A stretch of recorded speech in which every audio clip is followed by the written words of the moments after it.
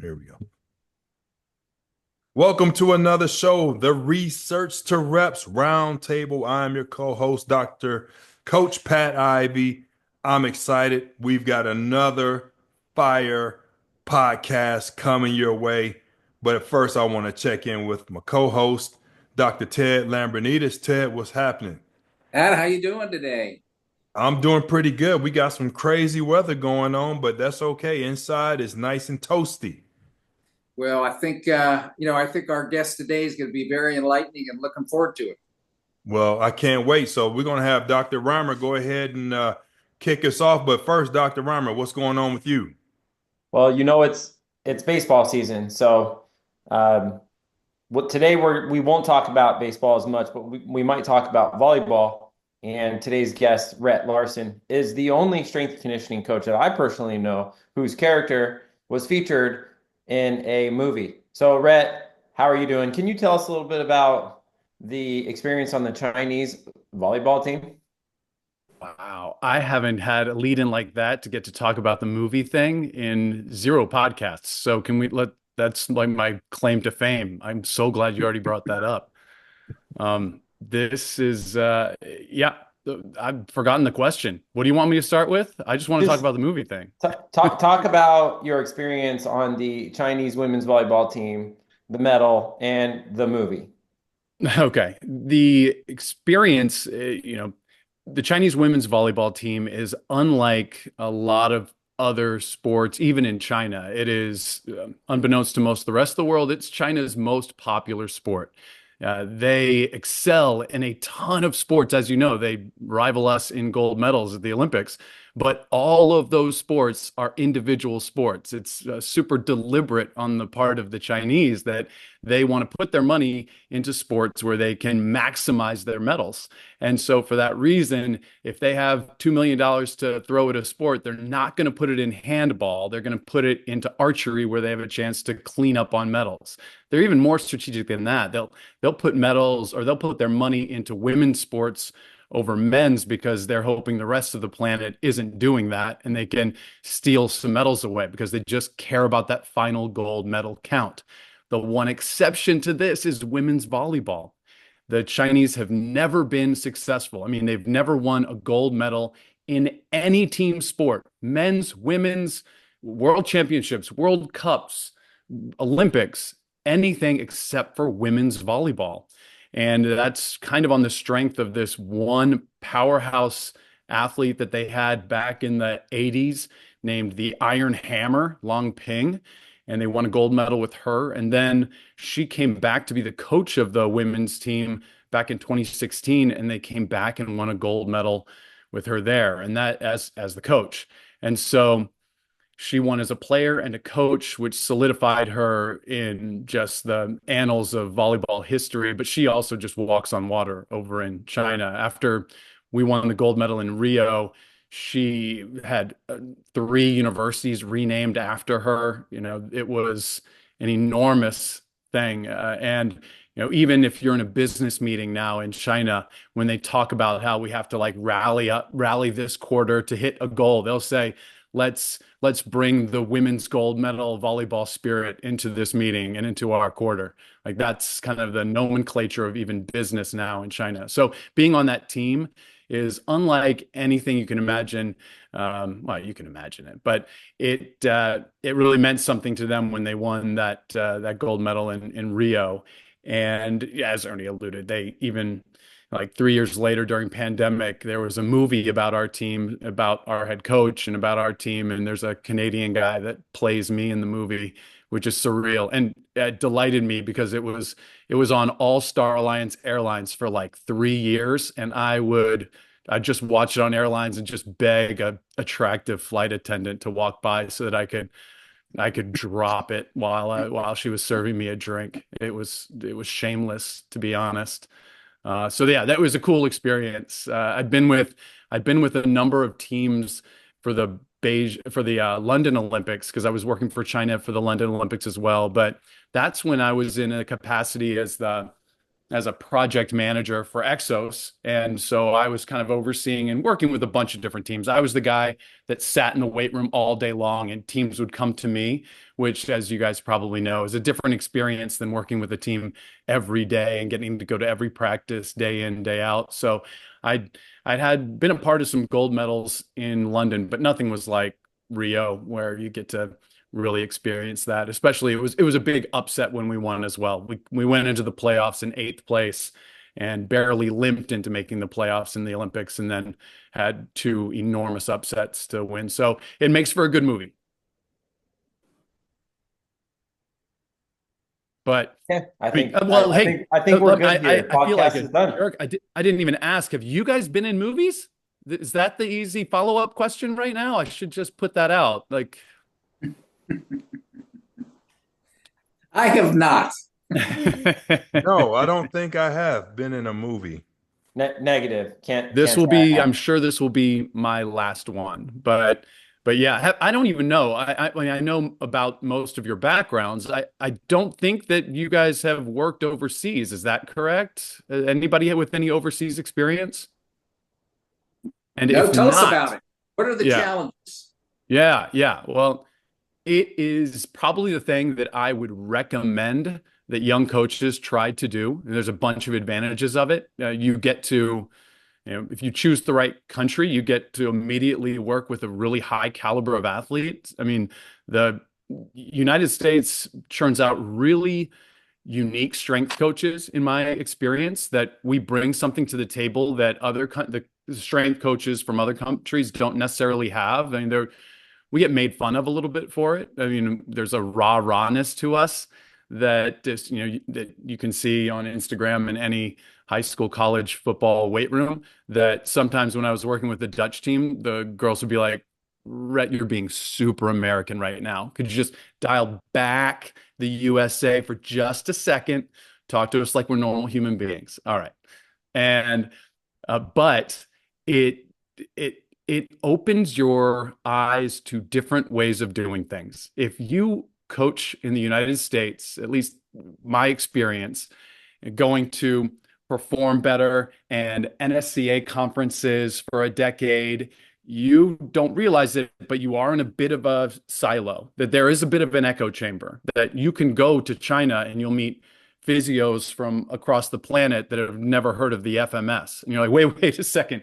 How do we start anything without doing FMS testing on a group of people?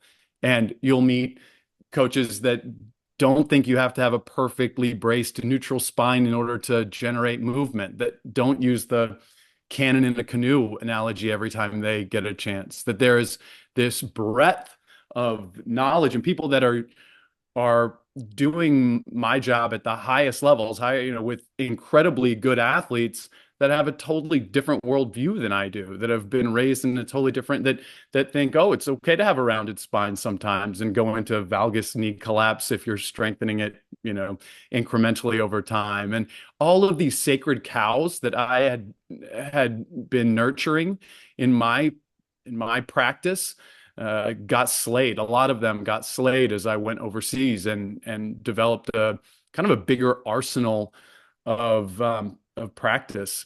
And so that's great. I think, working overseas has a ton of advantages.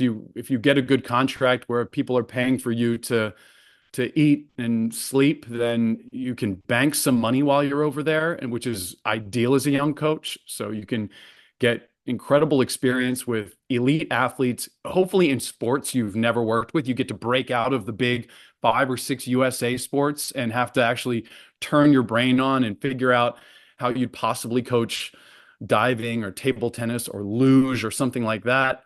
And it can be a really, you can dabble a little bit and maybe even stumble into a niche. I mean, that's what's happened to me. I was at the London Olympics with a dozen different sports that I had to kind of figure out with the help of the Exos machine. I mean, that's certainly, it's a wonderful program to be a part of because there is so much support that way. But it was after that I stumbled into being a women's volleyball guy, and And now I've been doing that for almost a decade, and that's just kind of stumbled into that being a niche. But once you find your niche, also there are some advantages that you can gain some notoriety and maybe bank some money there. But what are some? yeah, You already go ahead. no. You go ahead, Coach Ted. I mean, Dr. Ted. I was going to say, what are some of the some tips that you could give to some of our younger coaching listeners in terms of gaining trust, in terms of the collaboration with the actual coaching staff? Well, I think the first thing, and I know this to be true because boy, so many came into China and failed at this, is that especially when you go into a Chinese team, the Chinese have been, behind their little iron curtain. They're very big iron curtain for decades. They have not had access to all the wonderful Disney movies that we have and Rocky montages that we do. And so you'll go in and they have all seemed to have read one book on strength and conditioning, and they do a variation of these 12, some of which are crazy outdated exercises. And so you'll walk into the badminton team and you will be like, oh my gosh, I'm going to be your savior. They are going to erect a monument to me outside of the badminton training center because you guys train like idiots. You've never heard of the posterior chain. No one's doing a Bulgarian split squat. There's not a kettlebell swing to be seen in here. And you're going to go in being like, all right, scrap it. And they will be super polite to you. And 3 days later, your boss will get a note saying you're no longer needed with the badminton team. That the worst thing you can do is come in and overhaul a team that has won 90% of the gold medals for the last couple of decades. And so the better move is to go in and say, okay, my goal right now is to try to understand more than it is to show them the light. And I've got to build the trust by saying, okay, I don't hate that exercise. That one's not getting anybody hurt. That one looks a ton like badminton. I've never seen it before, but I can understand why they like it. We keep that. And then all I'm going to do is pick one or a couple of things. Like, let me give a big talk on how they're not using their posterior chain very much, then make them do Bulgarian split squats, make them so sore 2 days later that they can't sit on a toilet. That'll earn me some sweat equity. I'm going to talk about how their abs are weak. I have a couple of ab exercises in my back pocket to get everybody crazy sore. Like, this is the stuff that you don't hear. Like, no one espouses making athletes sore, but I'm telling you, that was a way to get your foot in the door in every Chinese team, is to tell them where they're weak and then demonstrate it by making them horribly sore. And so, you do speed skater plyometrics, if you do Bulgarian split squats where you make their knee touch the ground, if you do any abs where they have a huge eccentric thing, I can make them so crazy sore. And there I am. Now I'm their new strength coach. And honestly, and so then I just keep those exercises. And the next week, I layer in one that I want. I layer in another one for me. They don't realize that I've taken out the stupid thing that I can't stand that they're doing. And I just slowly twisting that dial while I also am constantly doing the things that we understand are important, which is going to the coaches, asking to understand more, trying to surprise them by the stuff I've found out by researching it on my own. Because we also have an advantage, especially when you're working with a foreign team, of having access to foreign literature that they don't. And so we could really kind of surprise them with some stuff that way, especially when I'm talking about China. But honestly, it was some sweat equity and changing the least amount possible. Also, doing everything you can to get athletes out of pain. So the answer was rare. Like, I rarely would hit them with an exercise that could be further making patellar tendinopathies a little bit worse. I would stay away from anything, even though I love a good jump squat. I would rarely kind of start with that. Instead, I'm going to start more on the side of, let me surprise some people by feeling good after a weight training session for the first time in a long time. Those are all the ways that I would gain trust with the coaches first, which was actually most important, and kind of athletes second. Yeah. But all right, before I would love to know, because I have an answer for this. If you had to leave the USA and work for a country or a team in a country, what would that be?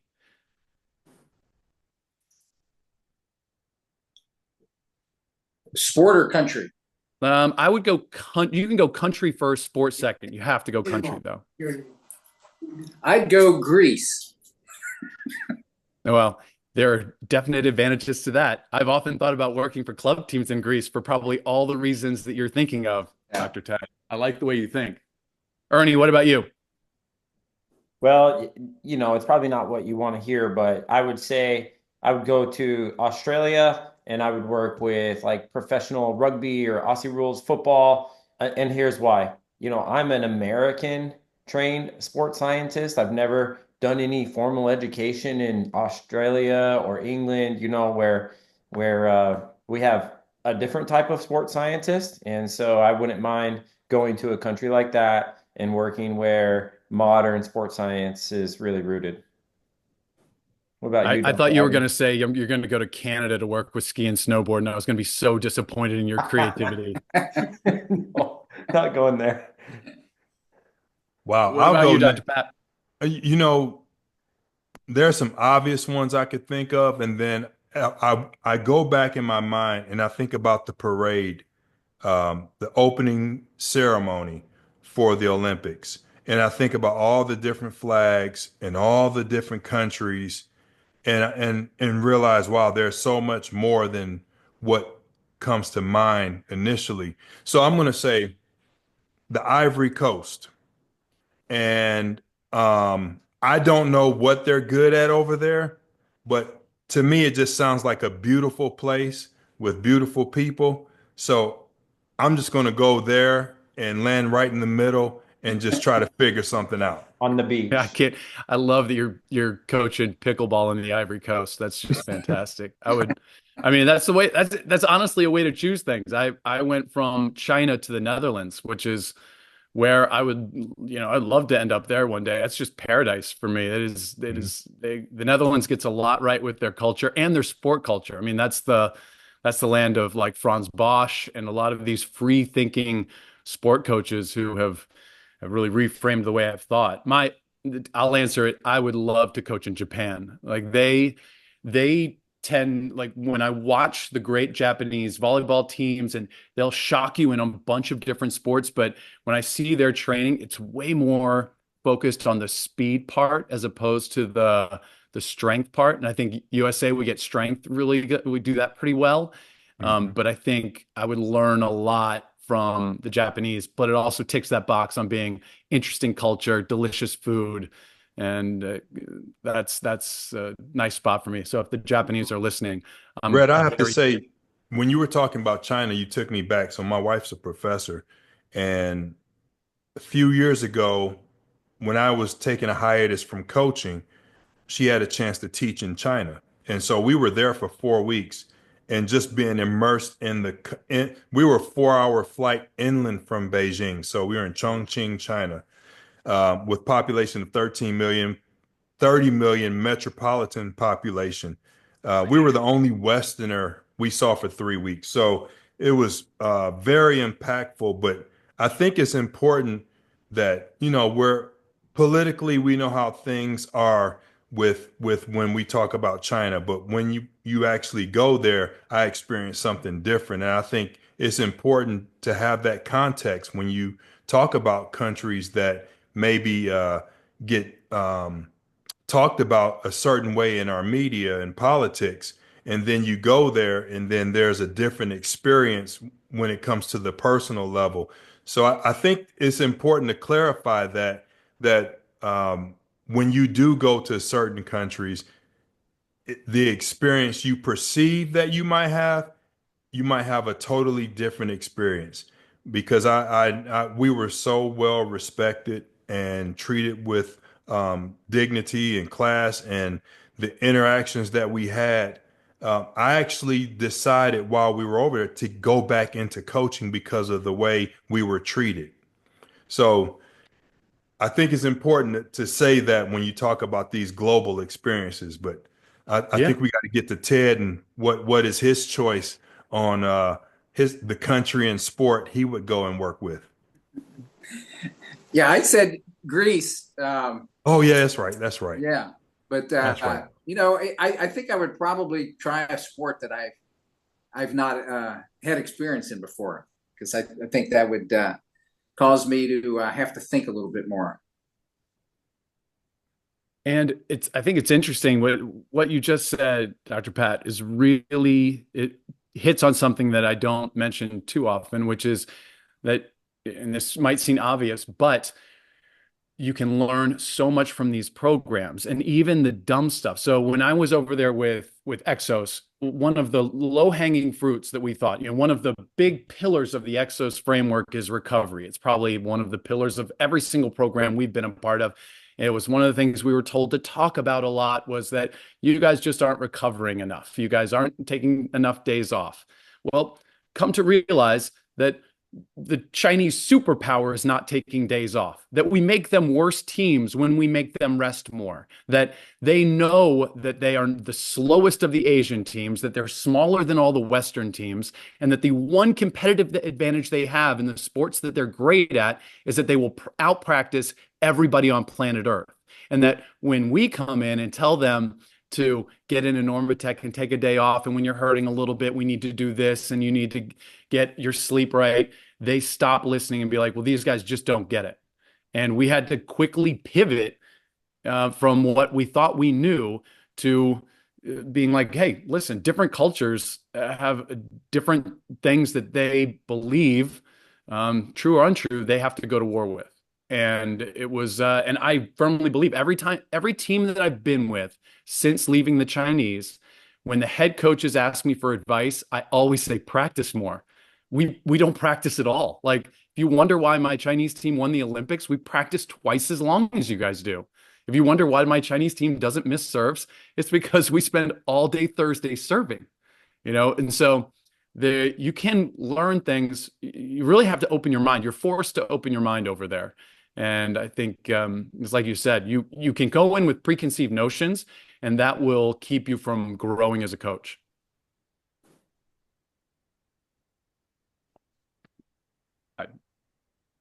I do think that that psychological part of it's very interesting, though, when it comes to how athletes, how I have to almost trick athletes and coaches into getting my way. And I know, Dr. Pat, you're a psychology, PhD, so you'll have probably the most to say about this. But I spent so much of my later career, I've spent trying to find ways to gamify systems so that my athletes will give me more effort than they might want to.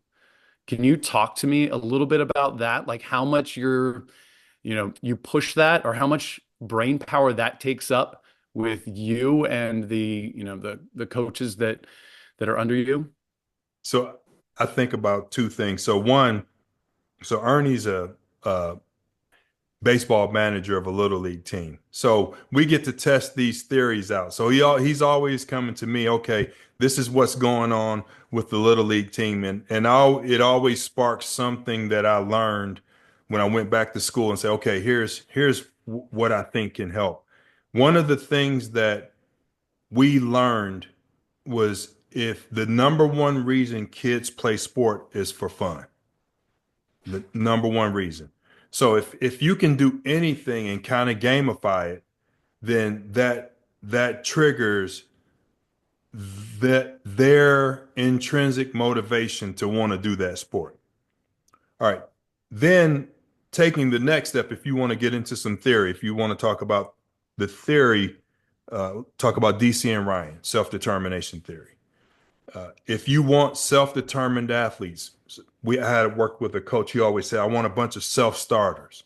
So that means athletes that would come in and you didn't have to get them started. You didn't have to get them going or fired up or jump up and down or break a board over your back or whatever other things we do to get some excitement going with the teams or the athletes that we're working with.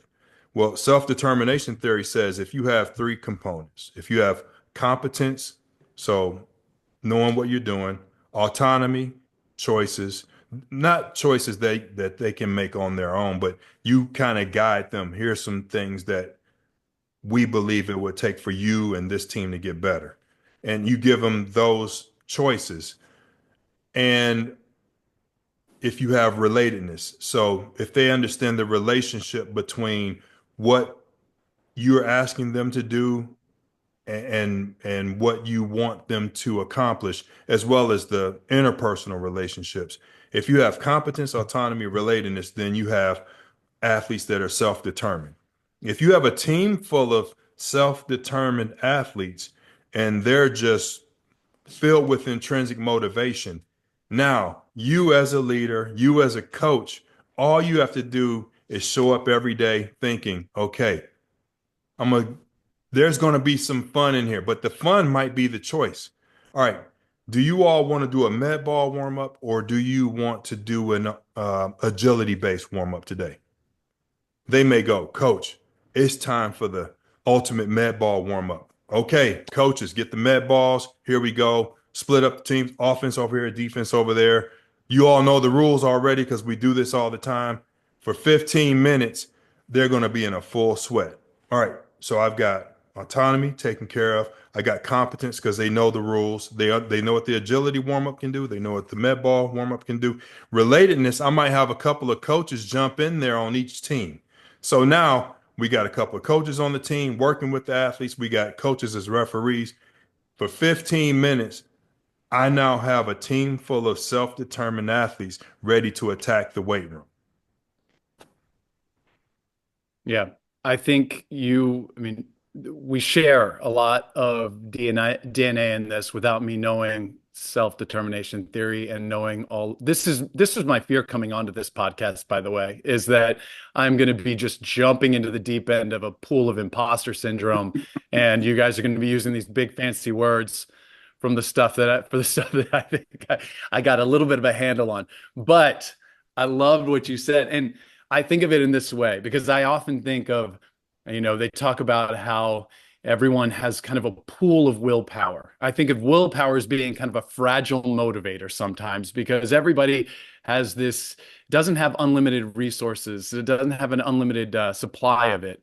And I think of trying to get intrinsic motivation in my athletes by just trying to smooth out some of the speed bumps. Like if it's hard to get into practice, if it's hard to think about, just got to get through warm up. If that's the feeling, then your warm up needs to be different.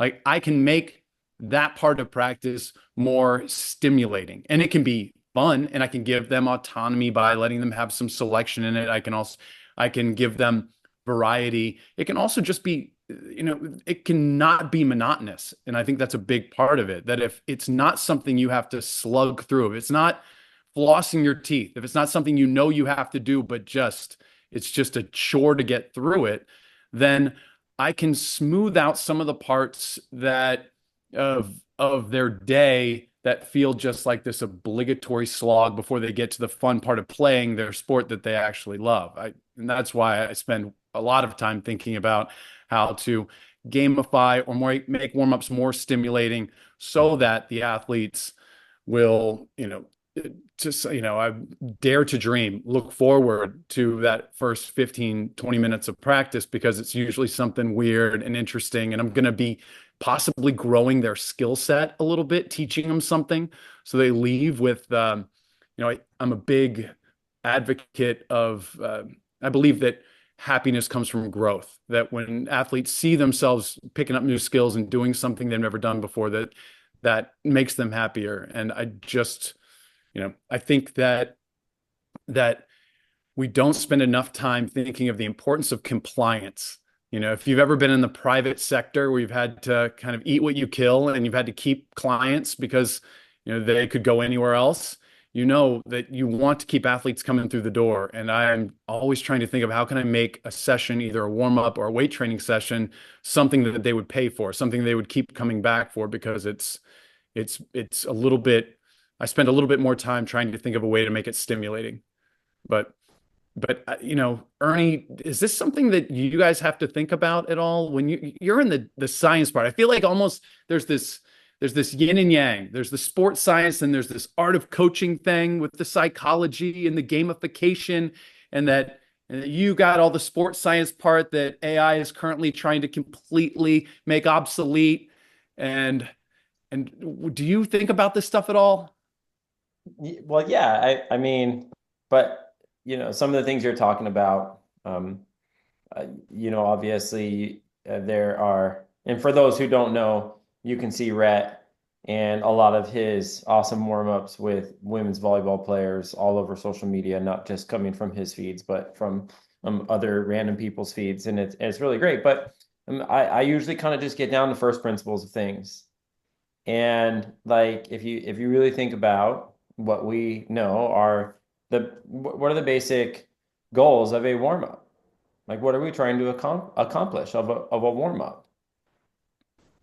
So if that is your goal, so you're probably trying to prime the cardiorespiratory system for increased blood flow and oxygen delivery and nutrient supply to working muscles. You're trying to increase temperature of those working muscles and connective tissues so that you can improve like neuromuscular output and improve force production and power output, velocity of shortening. You're probably increasing some like synovial fluid temperature to improve lubrication of the joints. And you're doing all these things. Okay, cool. So what's required to make all that happen? Right? Movement, really. So I would say that there's plenty of room for both science and the art of coaching when you focus on like what is the requirement or what are the adaptations we need to seek that would be beneficial for this athlete. And then now you can be artistic about that. So would you just maybe, since we're talking about these warm-ups and stuff, I don't know if you agree or disagree with what I just said, but that's how I see what you do with your really, really entertaining warm-ups, and entertaining for the volleyball players first and foremost, but not just the onlookers. But just walk us through maybe one of your favorite warm-up routines that you've done with your volleyball players. And if you want to get up in your chair and show us a thing or two, you can do that too. Just throwing that out there. Yeah, thanks for opening the door for that, because I was just thinking the thing that would take this podcast to the next level is me profusely sweating in a way that I couldn't ever recover from. Maybe breathing heavy, maybe looking like an idiot of a mover. Dr. Reimer, just what a terrible idea that is. But you bring up a great point, which is that the bar for a warm-up is very low. You have to get tissue warm, and you have to get the blood flowing. And if you just want to keep athletes safe, it's really not very difficult. Throw sweats on them and make sure they're in a little bit of a lather before they start moving around. Put them through some sport-specific ranges of motion, do a couple of stretches, and you're good to go. Stretching's not even fully vetted as being necessary. So with that being the case, my favorite warm-up is the warm-up that is solving my head coach's biggest problem at the time, or my physio's headache at the time.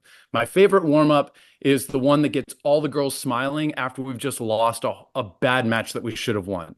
I think the best warm-ups are the ones that are reactive, that if you only have a set few warm-ups, if your warm-ups aren't adaptable, then I don't think that they're ideal. And I really truly believe that in the same way we have an arsenal of ways to do a lower body hinge that could work for athletes, so that if we have this equipment, we can do this. If we have these contraindications for this injury, we do this. We know how to do that. Well, similarly, I feel the same way about warm-up. If my head coach is upset that we're slow, then my favorite warm-ups that week will be all the warm-ups that I do that look like mini speed workouts, that we're going to just do warm-ups that look like they were designed by Dan Paff and the Altus crew until we feel faster, until the physio comes to me and says, we're getting a couple girls with shoulder problems. I'm going to say, what are your favorite 5 prehab exercises for shoulders?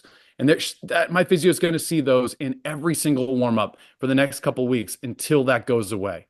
That I know the warm-ups that if I ask my team captain, listen, how are the girls feeling mentally right now? Yesterday was a rough day. Coach was yelling at everybody a lot. Everyone left with their tail between their legs and their head hanging low. is it time for me to deploy one of the top 8 favorite exercises or warm-ups for the girls? That means I'm drawing from the 8 PE games that I've stolen from Korean PE teachers, and we're deploying those to make that just 10% of warm-up. Like, that's just going to be the thing that I do that gets them moving around before I sneak in some handstands against the wall and some ISO holding, like ISO lunges that my physical therapist knows. And then we go back to the fun game. But it's a misconception that all I do is just try to make, warm-ups fun. That's the stuff that gets a lot of attention on social media. But even the fun stuff that I do makes up a smaller percentage of the actual 15 minutes of warm-up time. I've just over the years curated a list of games that put them in volleyball specific shapes. If I have balloons on hand or sticks on hand or medicine balls on hand, that I can pull out of my bag of tricks. But the meat and potatoes of my warm-ups are the stuff that's reactive, that I'm doing to make my head coach want to buy me a beer later that day. That I'm just listening to what the head coach is having a headache about, and then I'm stealing his drills. And I'm like, okay, he wants the crossover movements at the net to be more explosive. Well, I can tie a bungee cord to the girls and have them do that. I can resist that. I can assist that. I can put blindfolds on them. I can do anything. And it doesn't have to be fun to be fun. It doesn't have to be fun to be stimulating. It just has to be different. And if the girls feel like the warm-up today is helping them with what coach says was the biggest problem yesterday, then I'm getting buy-in in that way. And I'm still keeping it interesting. They still roll out to my, come every day and are wondering what the equipment setup is going to have in store for them for the warm-up. And it takes a little bit more effort, but I think that's, for me, it's worthwhile to have to spend my brain power doing that, because it brings a lot of parts of my team together. I can, in one warm-up, I can address the needs of my head coach, my physio and team doctors, my athletes, and me at the same time. If I'm going to be teaching the Turkish get up in the weight room, if I want that to be one of our big exercises in the weight room, I can do it 5 times during warm up with really light weights or using their shoe before we ever do it with real weight. And so when I get to the weight room, I can be like, hey, grip it and rip it. I don't want to see anybody holding a weight that's lighter than 25. Like, let's go. You know how to do it. You know all the cues. We don't screw around in here. Like, the weight room is just for heavy stuff, and we can really just get down to business. And so, adaptability, boy, that was a rant right there. I blame Ernie for that one. That felt nice to get that off my chest. Yeah, good. I'm glad you did. But I mean, honestly, a few minutes ago you said, I'm feeling a little bit of a imposter syndrome being around all these doctors. But you're showing your hand a little bit. I mean, you said, like, stretching has been vetted and may not even be necessary. Then you start saying, hey, we can assist that. You said we can resist that. Some reactivity. So look, you're kind of showing your hand a little bit. So talk to me about assisted and resisted training and what are the benefits of it? And when would you do it, or when, in what circumstances would you do assisted or resisted training? What is it, and why would you do it? Okay. So the benefits of, all right, I think, let me take a step back. I will always have at my disposal, like if I were to have to rebuy all the equipment, like if I had no equipment at all going to Team Germany this year, the first thing I'm buying is going to be super bands, just because that gets me buy-in most easily, because that's what I can use to resist linear, horizontal planar movement, is that I can throw those on. That immediately, I'm going to have a new head coach this season. This is going to be my 4th head coach in 5 years. So I'm going to have to, I'm going through a honeymoon phase, and I'm going through a buy-in phase with my 4th coach in 5 years. And so for the first couple of warm-ups, I am going to be paying attention to what he's doing in practice, and then very basically resisting or assisting it. Now, I can resist horizontally with the bands, right? I can resist the vertical. I can resist there with weight vests or aqua bags. I have aqua bags as well that I can put on backpacks. All of these are solid gold for building my initial relationship. Because if he's mad about us being um, not stable enough in defense or low enough in defense, vertical resistance, bam. I'm just throwing on weight vests and doing the exact same drill he did last night. If he's worried that we are not getting enough out of our approach jumps, and I can ask him afterward, do you think it's because we're not approaching aggressively enough? All right, good. Is it not is it we're not slamming on the brakes well to change horizontal momentum into vertical? Then I can then maybe I'm pulling them into assistance and making that stop really, really hard. Me pulling them into the problem and making them have to slam on the brakes harder than they would. And by the way, I am narrating this. I am letting everyone in the gym know exactly why we're doing this and how it's helping head coach with his biggest headache and you guys jump higher than you ever have before.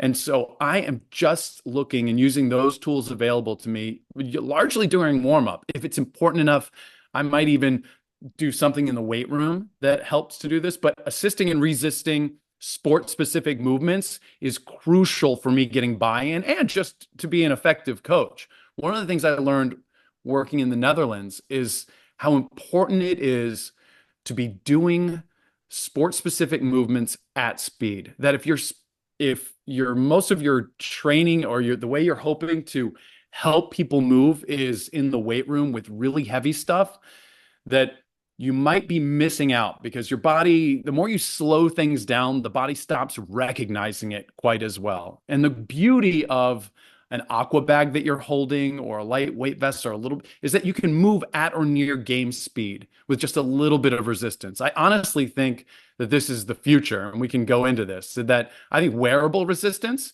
is where we go from here. I've been working with this group Exogen Lilla that a bunch of my athletes wear calf sleeves that just look like compression socks, but you can Velcro on tiny milligrams of weight and just over the course of a season, and they're teardrop shaped. So you can put them on the front or the back, depending on if you want to overload anterior or posterior chain. If you can actually change movement. The guys who do it well can change movement mechanics by virtue of where you put those weights.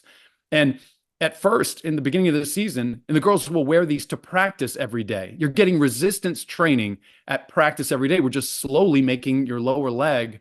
They have arm sleeves, they have, of course, thighs and chest, but we're just doing it with our calf sleeves, where over the course of a 5-month training period, where every 3 days we add another couple of ounces to your calves. And then at the World Championships in September, we tear it all away and you feel like Superman. And I think that is a part of training that we have ignored for a long time. The idea that you can comfortably wear resistance that does not affect your game very much because it's so incremental in how it's been loaded. Have you guys been experimenting with that? I guess I'll ask Ernie first. You might know, but I'd also like to know if Dr. Pat has done anything with the wearable resistance space. It's gotten really big in track and field. I have not, but it's definitely something we can look into. I would say yes, but that was just the traditional weight vest. There's a company called, I believe it's Omorpho, where it's more of a form-fitted. They have lower compression shorts, compression, and it's more of compression wearable, weighted, resisted equipment. So I really like that. I think that it's something we should look to incorporate more into the training. I think it's a great idea. Isn't it? It's fascinating because we all know weight vests. I did my master's thesis on the effect of weight vests and incremental like that way. But why have we never thought to? I mean, we've had ankle and leg, but why not distal segments super incrementally? Like we know that. I remember reading a study where tennis players don't get quite the same shoulder problems that volleyball players do because of the racket, that they have to decelerate a racket. I can do the same thing, putting little teeny ounces on my swinger's arms, on my hitter's arms. I'm fascinated to think of where we could where we could go with that. I wonder, I mean, Dr. Ted, do you know, are they doing that in the NFL? Is this in football at all? Yeah, I think there's some teams that I know. Dr. John Cronin has published several research studies on the benefits of the wearable resistance. During say for some of the track and field athletes, but no, I think that the research is compelling, and I think you're gradually seeing some more teams utilize it. Ted, Yeah, do in a you think? world where the shoe technology, they're shaving little ounces here and there, that Yeah. why wouldn't you be progressively resisting it and then taking it all away? It just makes intuitive sense to me. Yeah.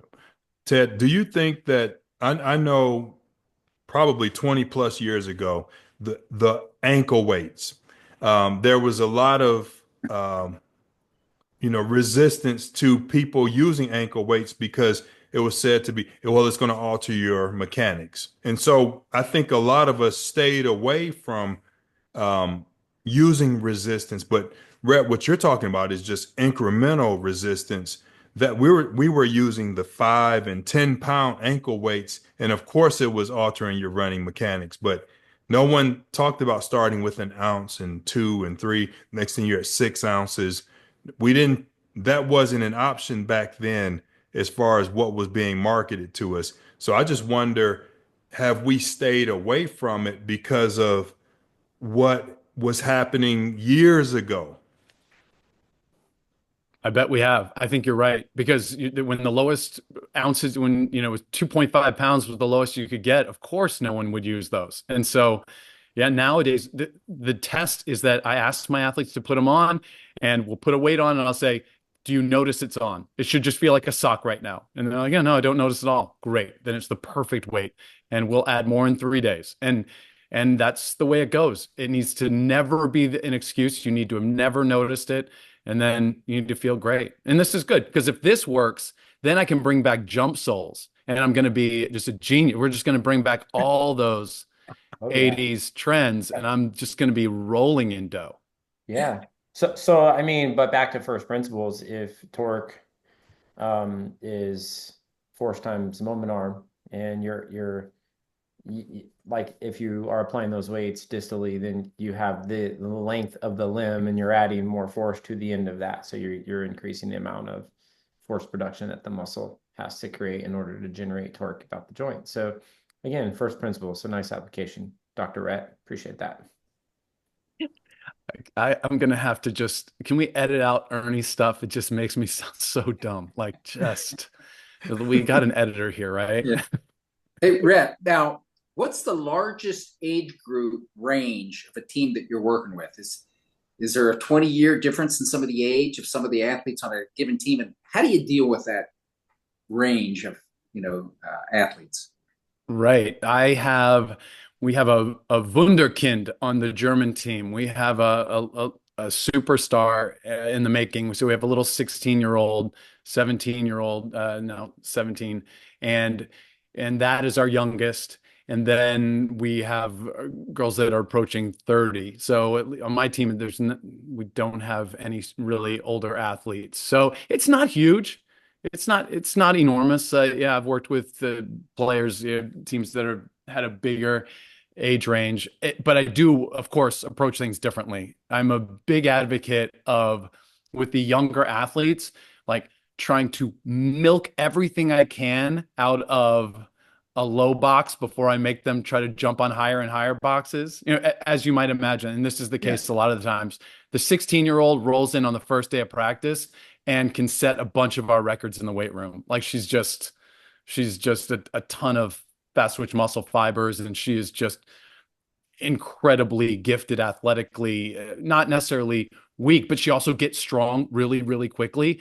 And I have to really resist the urge to try to get her to set every single 16-year-old record I've ever had in my head. I want her to hit, get the bar higher and higher.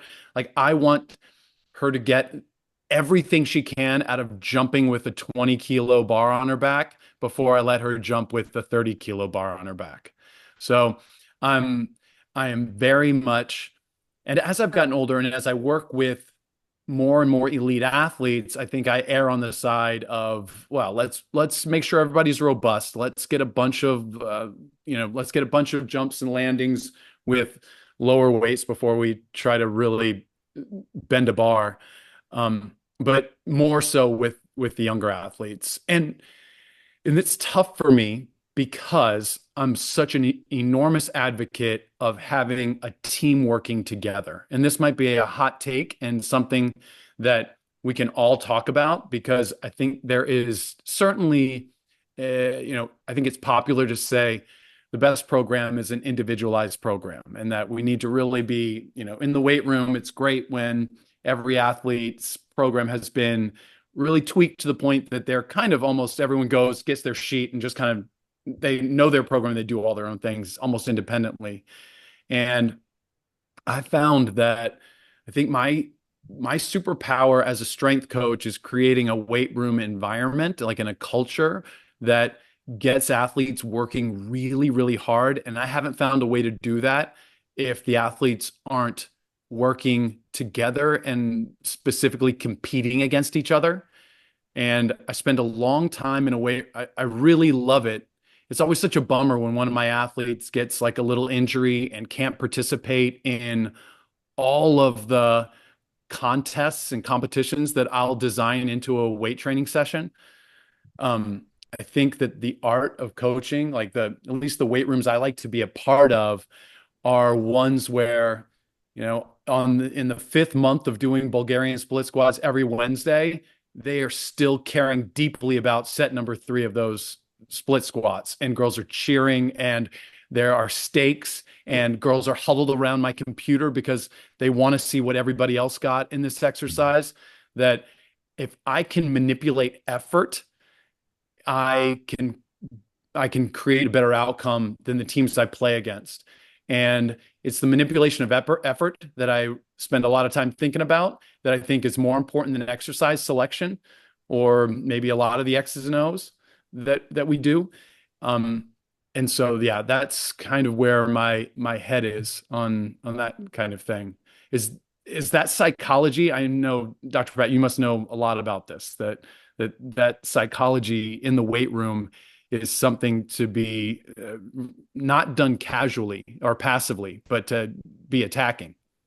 Red, I'm so fired up with everything that you're sharing. I hope every coach, I would say young coach, but I think every coach I hope they have a chance to listen to this podcast and do more research on you and what you've done. Absolutely. The effort, we would say enthusiasm is free, and it's what drove the bus. So we're all on this bus. Enthusiasm is what drives it.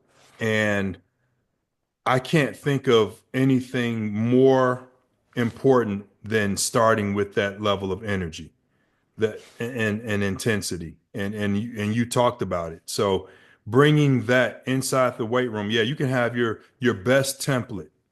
But if your athletes are putting 80% into your best template, you're not accomplishing what you think you are.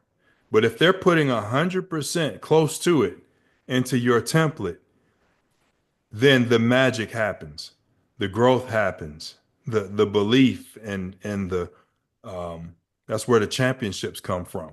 That's what I 100%. I think of every time when I look at what the plan is, what we did last Monday, I think of all the levers that I can now pull to switch things up. I can say, okay, we had a jump squat contest, and everyone was just last week trying to jump squat 60 kilos faster than they ever have before, or for higher vertical than they ever have before. And I posted their best of all time right next to the numbers.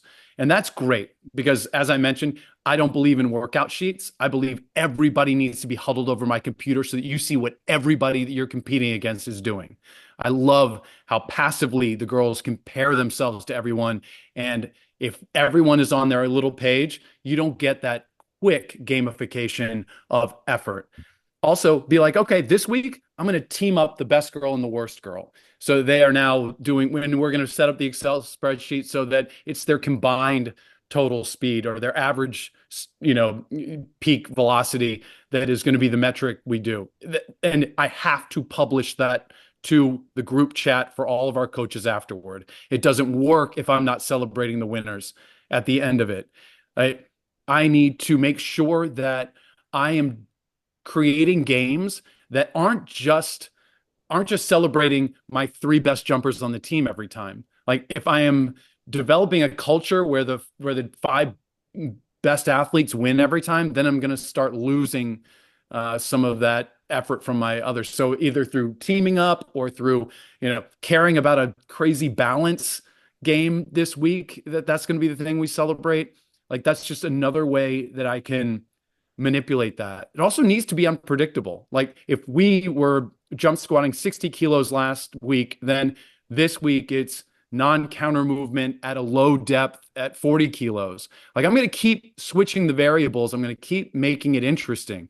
I mean, for whatever you might not like about CrossFit, what CrossFit should have taught everyone is the power of unpredictability, of logging on to the WOD and not knowing what tomorrow's workout is going to be. There's something really powerful there, aside from the power of group dynamics and shared suffering is another thing you could learn from that. But all of these are levers that I am creating. And I'm looking at my weight room, my Monday workout thinking, is there unpredictability here? Have I manipulated teams or this contest in a way that I get new winners and winners that will be, a lot of it is I'm trying to manufacture celebrations. Like I'm trying to find excuses to celebrate in the weight room on a random Thursday in the middle of a season.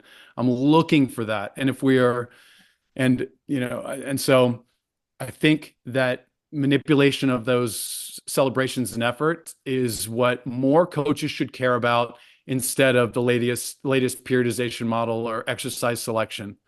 And I think especially if you want to make yourself bulletproof against AI, that's probably a better way to spend your time. Wow. I agree. It's always scary. I can go on these rants and I have seasoned veterans like yourself, Dr. Ted, and I'm worried, oh boy, I could get some pushback here. No. Oh, the art of coaching is underrated. Yep. Absolutely. This was the root of my imposter syndrome coming on here, is that I think that that is the part of coaching that I spend a lot of time, as I've said before, that I spend a lot of brain power on. And I worry that I'm talking to researchers right now, and this is not, and you guys are way smarter than I am. So it's nice to hear that you, and it's not surprising that you understand this side of things too. Well, Rhett, we really appreciate you coming on. We usually finish up with a question from Dr. Ted. Now we always ask our guests to recommend some reading materials that they found useful, and I'm sure in your case, you would probably recommend Babbel for the extreme traveling and languages that you've had to deal with. But what are some books that you think some of our listeners might find useful? I have one that just jumped into my head that is a pretty overwhelming recommendation, especially from our conversation here, especially. It's called The Power of Moments by the Heath brothers. It's by Chip and Dan Heath. And it is all about how if you were to think back on your elementary and middle school schooling, you probably can't remember too much, but except for maybe a couple of peak moments, a couple of things, like you went to the science museum and they let you touch the dinosaur. You got to see this, your teacher made this huge display and let you create an enormous volcano, things like that. And it is about the way that you can reach athletes through kind of the psychology of creating peak moments that you want to be in this field. I think to be effective, there's something to be said for being remarkable, for being letting athletes have an experience that they want to talk about. And It's that book shaped the way that I think about my first day with a team. So, your first day at work, if you've ever gotten a new job, your first day at work, you are primed to have a peak moment. You have so much anxiety around it, so much excitement. And if your first day is you sitting at your desk, getting organized, and HR comes in and they ask you if you have any questions, and then they said, we're going to have an onboarding video at 11, and then they take you to lunch, like that is a lukewarm bath of a moment. That's nothing. And that's why I don't like starting training by testing my athletes. Like on day one, I hate to bring them all into the weight room and there's a bunch of functional movement tests and this and that. It's just not the way I want to start a relationship. They're excited. They're primed for something interesting. Like that's a day where I want to do something remarkable. That's the day where I break the script of what's expected in that moment. And I just think that this book, The Power of Moments, takes you through so many wonderful examples of like, the use of dropping F-bombs to create moments, the use of just coming in from left field. And I really think that young coaches can learn a lot from that. That would be my overwhelming recommendation. I think from a X's and O's standpoint, this is biased, but High Performance Training for Sport, the second edition of that book that just came out is a great one. I got to write the warm-up chapter for it. So, but if you look through it, it has a bunch of heavy hitters that can give you a great overview on the whole spectrum of the biomotor abilities that are necessary in elite sport. So that's it. Wow. Rett, thank you so much. This hour has flown by. We're going to have at some point have you back on. Oh man, I would love that. I would love that. And I had a list of questions here for you guys, and I only got to a fraction of them. So you have to let me back on because we didn't even get a chance to talk about some topics that I really wanted to pick you guys' brains about. Ernie, we're going to make that happen. Let's do it. I'd love to. Yeah, I'll do it if Ernie's not a part of it. Yeah, we can. We'll schedule a time and tell him it's going to be at a different time. And there we go. Yeah, there we go. Sounds good. Well, thanks. Appreciate you all. You all have a great day. You too. Take care. A lot. Appreciate you. Great job, Rett. Thank you.